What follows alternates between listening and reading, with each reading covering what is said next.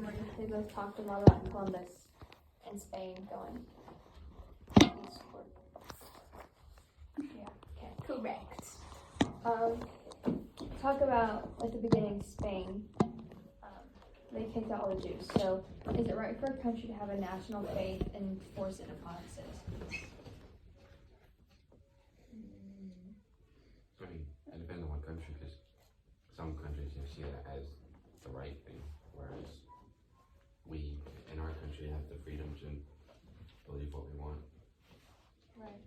That's just going back to the separation of church and state. If it also depends on the religion. Like some religions are, this is the only way, and everyone who is opposing you is wrong and must be either converted or eliminated.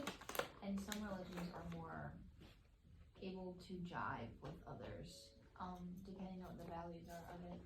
But it definitely changes things if the government is trying to hold to a moral standard, because some governments are purely political, and like the American government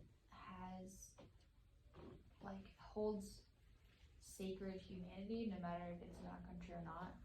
So that is kind of a view of the fact that it was a Christian basis, but I don't know if it's faith-based anymore. I guess it also depends on if the government is inflicting like punishments for not following said belief, like killing people or torturing them in order to quote unquote convert them, because at that point it's not a true conversion, they're just doing it to get out of the suffering.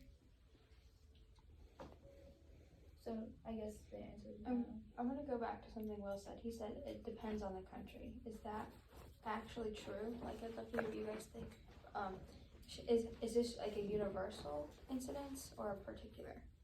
Because he's talking in universals. Like, it doesn't matter on it depends on what the country is. I guess he's talking particulars. Should it be in the universal term? What was the books? I can't remember exactly what he said. It was chapter 31 when they took all the Jews out of Spain and killed them if they stayed. Oh, that was Okay. It was right at the beginning of 31. Okay. August 2nd, 1492. yeah.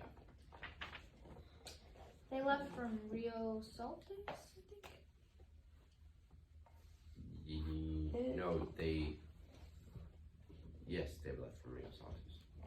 All Jews from Spain were meeting a deadline to leave before being executed. Dang.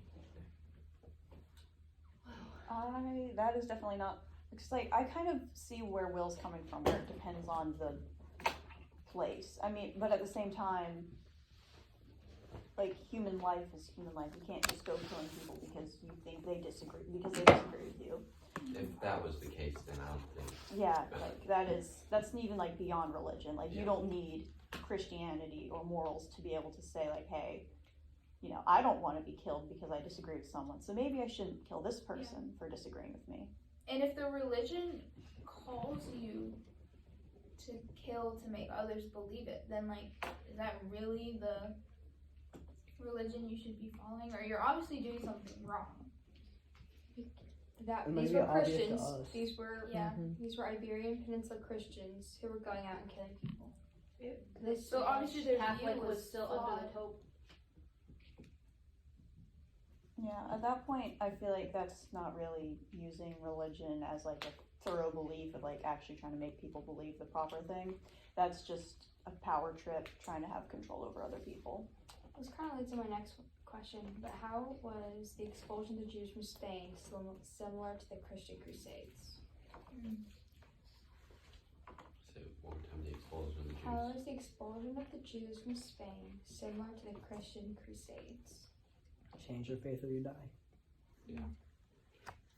I think it's also really interesting how the Catholic Church functions under the Pope, and I know there's like cardinals and there's also some, I'm not super familiar with it, but the fact that the Pope has basically